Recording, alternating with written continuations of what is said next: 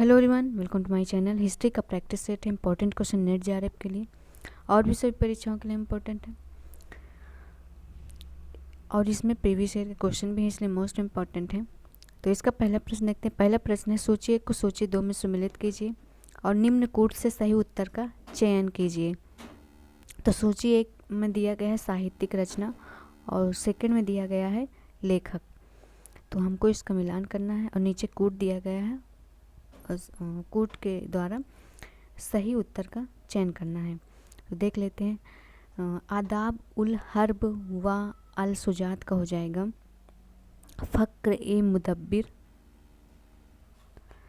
और तबकात ए नासरी का हो जाएगा मिन्हास उस सिराज, तारीख ए जहाँ गुस्सा का हो जाएगा अता मलिक जुवैनी, और तारिक ए फिरोज शाही का हो जाएगा जियाउद्दीन बर्नी। तो इसका ए का हो जाएगा फोर्थ, बी का हो जाएगा थर्ड, ए का फोर्थ, बी का थर्ड। तो इसका राइट आंसर ऑप्शन नंबर हो जाएगा B. Right answer option number B हो जाएगा। नेक्स्ट देखते हैं, सालू राजवंश का संस्थापक कौन था? सालू राजवंश का संस्थापक कौन था पूछा गया है। तो ये थे नरसिंह राय थे। राइट आंसर डी हो जाएगा। विजयनगर के द्वितीय राजवंश का संस्थापक नरसिंह सालू था। इसने सर्वप्रथम विजयनगर के सामंत शासकों और विद्रोही नायकों के विद्रोह का दमन किया, और नरसिंह सालू ने 1485 ईस्वी में सिंहासन पर अधिकार कर लिया था, और इन्हें राज्य के इतिहास में प्रथम बलापहार की संज्ञा भी दी गई थी। राइट आंसर हो जाएगा डी। नेक्स्ट देखते हैं, निम्नलिखित में से किस मुगल सम्राट का वर्णन संस्कृत ग्रंथ सर्वदेश वृत्तांत संग्रह में किया गया है? तो ये किया गया है अकबर का वर्णन किया गया है। राइट आंसर बी हो जाएगा। अकबर के शासनकाल की सबसे लोकप्रिय पुस्तक संस्कृत में महेश ठाकुर की सर्वदेश वृत्तांत संग्रह शीर्षक से। इस पुस्तक में शायद ही किसी भी सैनिक या राजनैतिक घटनाओं का जिक्र नहीं है जिसका वर्णन समकालीन फारसी साहित्य में है। तो इसका राइट आंसर बी हो जाएगा। ये पुस्तक संस्कृत में है, लिखी गई है, और महेश ठाकुर ने लिखा है इसका। राइट आंसर हो जाएगा बी। नेक्स्ट देखते हैं, अकबर के शासनकाल में किसके निर्देशन में महाभारत का फारसी में अनुवाद हुआ था? तो ये हुआ था फैजी के निर्देशन में। राइट आंसर हो जाएगा सी। भारत का सम्राट अशोक की सामान्यवादी दृष्टि से जिस राजनीतिक सामाजिक अवस्था के सपने देखे थे वे उसके सामने ही साकार होकर समाप्त भी हो गए थे। अकबर के तौहीद इलाही की प्रेरणा राजनीतिक रही है, किंतु सामाजिक और धार्मिक क्षेत्रों पर भी उसका प्रभाव कम नहीं पड़ा था।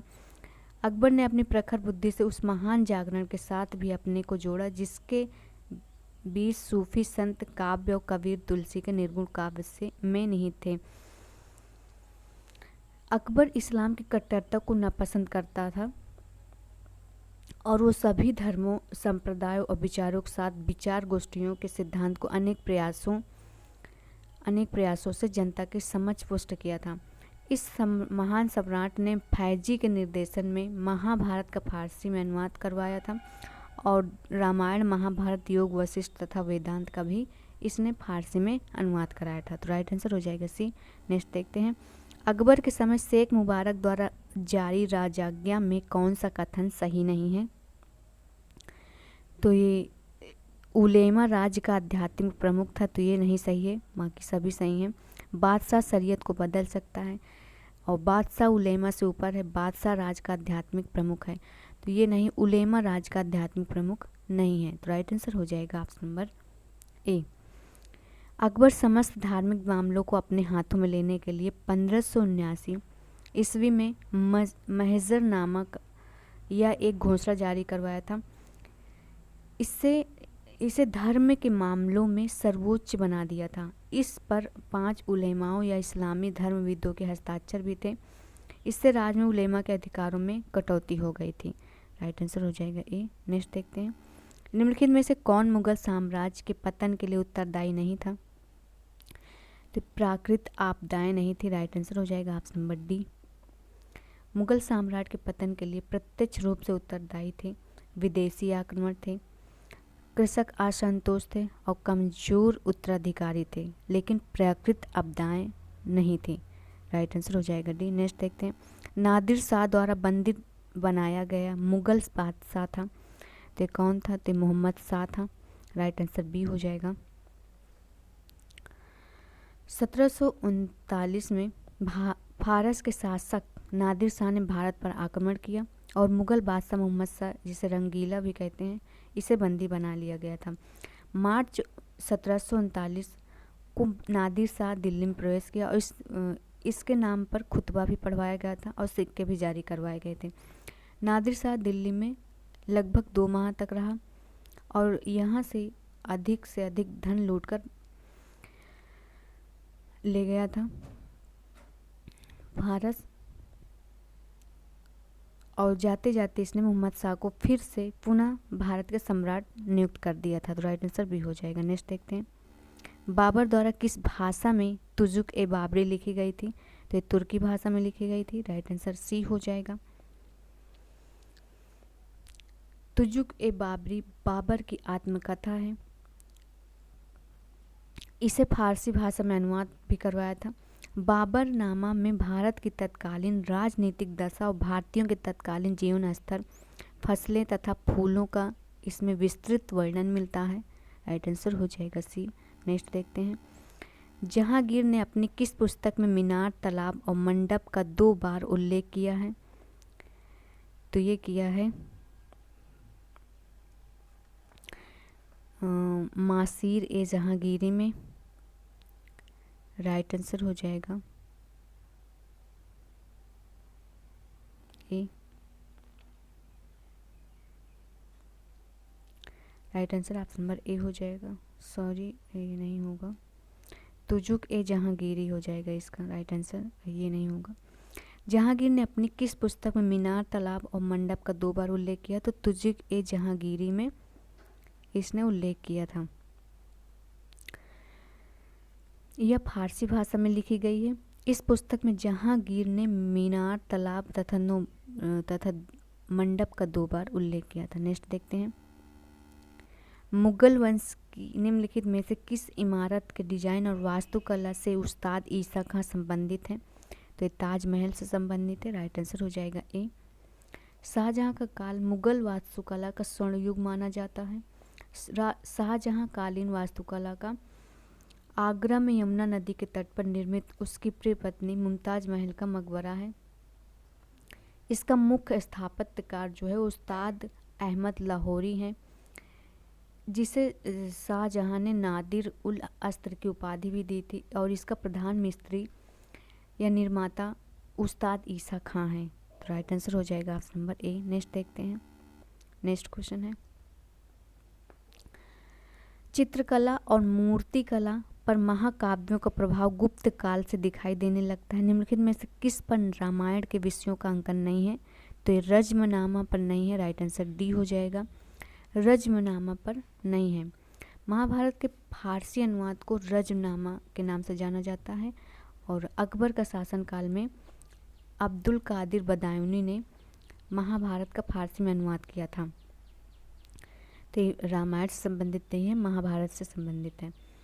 और बाकी सभी देवगढ़ के दशावतार मंदिर में चबूतरे पर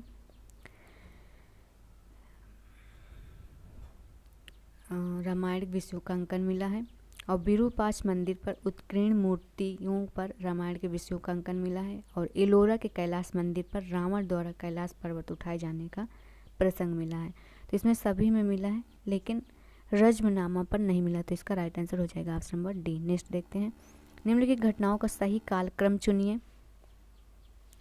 घटनाओं का सही कालक्रम देख लेते हैं।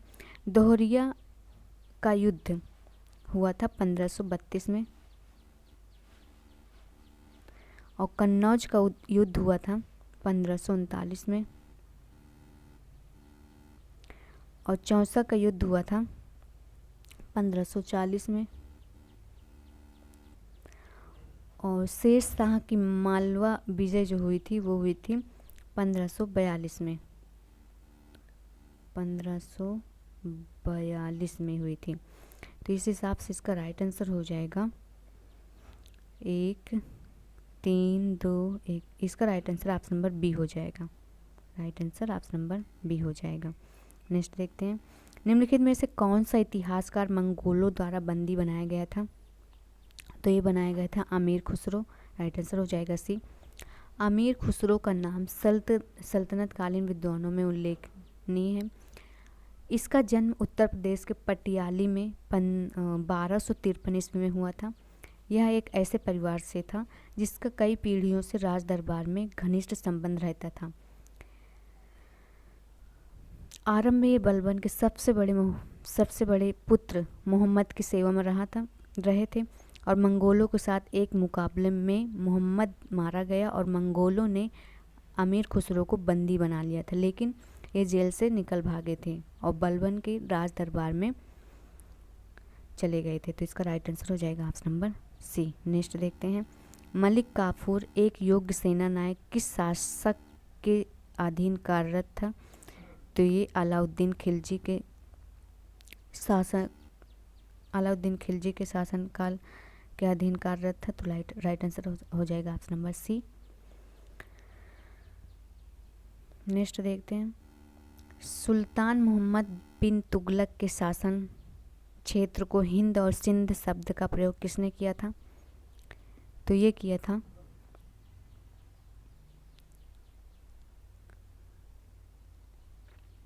हिंद और सिंध।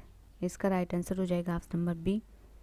सुल्तान मोहम्मद बिन तुगलक के शासन क्षेत्र को हिंद और सिंध शब्द का प्रयोग किसने किया था? इब्न बतूता ने किया था। इब्न बतूता का वास्तविक नाम है अबू अब्दुल्ला मोहम्मद। यह मोरक्को का निवासी था। पश्चिम एशिया के विभिन्न नगरों का भ्रमण करते हुए 1333 ईस्वी में सिंध में इसने प्रवेश किया और भारत में प्राय 14 वर्ष तक रहा। ये मोहम्मद बिन तुगलक ने इसे दिल्ली का काजी नियुक्त किया था। अपने देश मोरक्को वापस जाने के बाद इसने रेहला नाम से अपना यात्रा विवरण लिखा था और इसमें शासन क्षेत्र को हिंद और सिंध शब्द से इसने संबोधित किया था। नेक्स्ट देखते हैं, निम्नलिखित में से किस ग्रंथ में फिरोज शाह तुगलक की नहर योजना का विस्तृत विवरण मिलता है? तो ये मिलता है तारीख ए मुबारक शाही में। राइट आंसर बी हो जाएगा। तारीख ए मुबारक शाही में फिरोज शाह तुगलक की नहर योजना की विस्तृत जानकारी मिलती है। फिरोज शाह ने नहरों का जाल बिछा दिया था। याहिया बिन अहमद सरहिंदी ने फिरोज शाह की 5 नहरों का उल्लेख किया है। राइट आंसर हो जाएगा बी। नेक्स्ट देखते हैं, नेक्स्ट क्वेश्चन है, निम्न में से किस सुल्तान ने शराब पीना, जुआ खेलना व भांग खाने पर प्रतिबंध लगाया था? तो ये लगाया था अलाउद्दीन खिलजी ने। राइट आंसर हो जाएगा सी। अलाउद्दीन खिलजी ने विद्रोहों के उत्तरदायी कारणों के जानने के बाद निम्न चीज बहुत सारे चीज़ों पर प्रतिबंध लगा दिया था, जैसे हैं धनी व्यक्तियों की संपत्ति छीनना और है गुप्तचर विभाग का गठन, अमीरों के मेल मिलाप व वैवाहिक संबंधों पर प्रतिबंध लगा दिया था और मद्य निषेध को लागू करना, जिसके अंतर्गत शराब और भांग जैसे द्रव्यों का प्रयोग न होना और जुआ खेलना बंद करवा दिया था।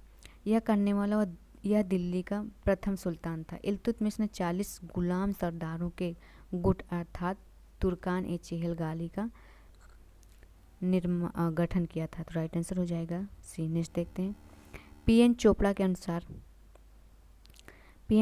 के अनुसार दिल्ली सल्तनत की प्रकृति थी तो कैसी थी?